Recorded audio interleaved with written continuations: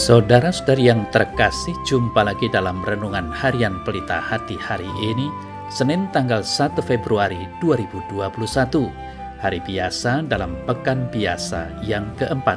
Bersama saya Romo Thomas Suratno SC dari Paroki Cilandak, Jakarta Selatan, mendengar dan merenungkan Sabda Tuhan, yakni firman Tuhan yang tersurat dalam Injil Markus, bab atau pasal 5, ayat 1 sampai dengan ayat 20.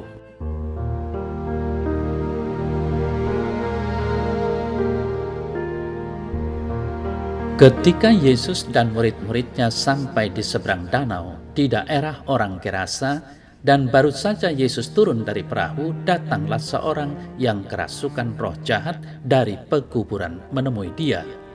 Orang itu diam di sana dan tidak ada seorang pun lagi yang sanggup mengikatnya, sekalipun dengan rantai, karena sudah sering ia dibelenggu dan dirantai, tetapi rantainya diputuskannya dan belenggunya dimusnahkannya, sehingga tidak ada seorang pun yang cukup kuat untuk menjinakkannya.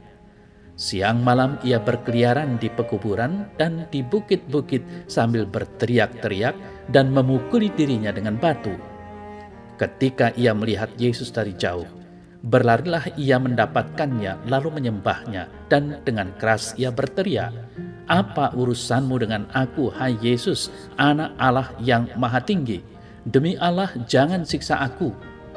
Karena sebelumnya Yesus mengatakan kepadanya, "Hai engkau roh jahat, keluar dari orang ini." Kemudian ia bertanya kepada orang itu, "Siapa namamu?" Jawabnya, "Namaku Legion, karena kami banyak." Ia memohon dengan sangat supaya Yesus jangan mengusir roh-roh itu keluar dari daerah itu. Adalah di sana di lereng bukit sejumlah besar babi sedang mencari makan. Lalu roh-roh itu meminta kepadanya, katanya, "Suruhlah kami pindah ke dalam babi-babi itu, biarkanlah kami memasukinya." Yesus mengabulkan permintaan mereka. Lalu keluarlah roh-roh jahat itu dan memasuki babi-babi itu. Kawanan babi yang kira-kira 2000 jumlahnya itu terjun dari tepi jurang ke dalam danau dan mati lemas di dalamnya. Maka larilah penjaga-penjaga babi itu dan menceritakan hal itu di kota dan di kampung-kampung sekitarnya. Lalu keluarlah orang untuk melihat apa yang terjadi.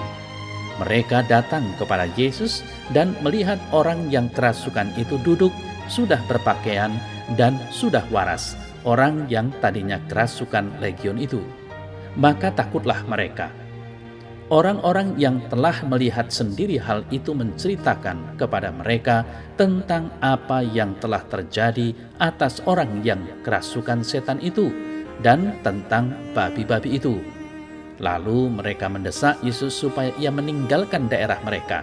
Pada waktu Yesus naik lagi ke dalam perahu, orang yang tadinya kerasukan setan itu meminta supaya ia diperkenankan menyertai dia.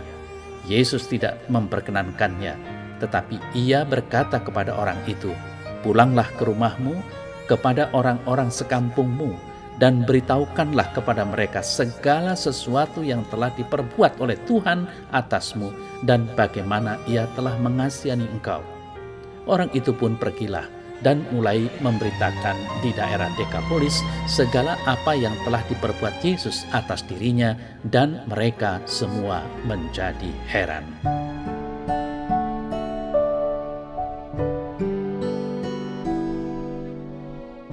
Saudara-saudari yang terkasih, Yesus datang membawa kesembuhan dan pembebasan. Kehadirannya selalu membawa kegentaran bagi roh-roh jahat yang merasuki seseorang. Kehadirannya dirasakan sebagai kehadiran yang ilahi oleh roh-roh jahat itu. Mereka tidak tahu persis siapa Yesus dan untuk apa ia datang, maka bagi kejahatan, Yesus adalah ancaman besar, namun mereka tidak kuasa untuk melawannya. Jangankan melawan, hanya bertatapan muka pun mereka tidak sanggup. Saudara-saudari yang terkasih, roh-roh jahat dalam diri orang Gerasa tunduk pada Yesus dengan menyebutkan nama mereka sebagai Legion. Selama ini mereka berkuasa atas orang Gerasa itu. Bahkan mereka juga menguasai penduduk Gerasa. Tidak satu orang pun dari mereka yang mampu menangani legion. Kehadiran Yesus menjadi ancaman kehancuran bagi legion. Kesadaran itu menjadi konkret nyata. Kata-katanya mempunyai daya ilahi yang membebaskan. Yesus berkuasa atas mereka. Sadarilah bahwa iman dan kasih Tuhan yang hadir dalam diri kita juga mempunyai daya kuasa yang mampu mengusir kejahatan-kejahatan dalam diri kita.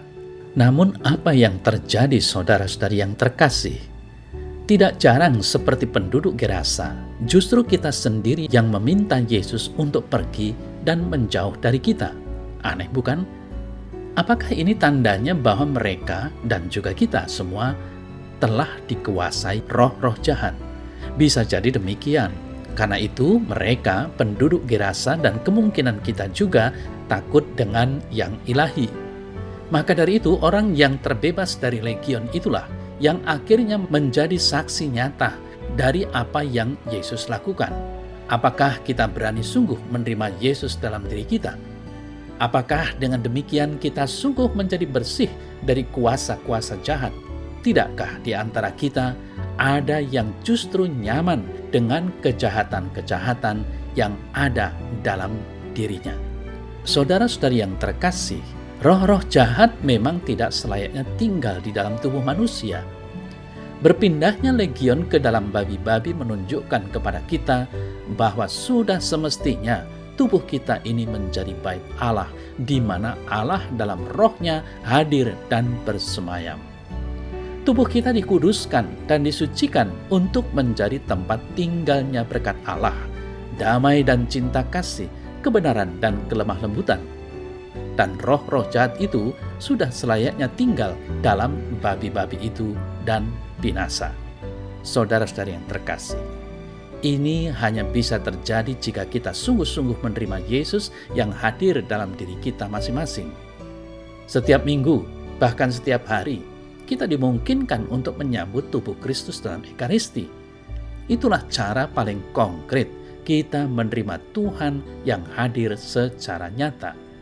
Rahmat luar biasa itu kita bagikan kepada orang-orang yang kita jumpai. Memperjuangkan kasih dan kebenaran menjadi tanda nyata bagi kita untuk mengusir yang jahat dari dalam diri manusia. Ini memerlukan daya kekuatan yang besar, memerlukan rahmat Allah sendiri. Maka dari itu saudara saya terkasih, marilah kita mohon rahmat Tuhan agar kita dimampukan untuk senantiasa menjadikan tubuh kita sebagai bait Allah yang hidup. Marilah juga kita mohon rahmat Tuhan agar kita mampu menguasai yang jahat, bukan justru dikuasai oleh mereka. Semoga dengan demikian, kehadiran kita menjadi tanda kehadiran yang ilahi.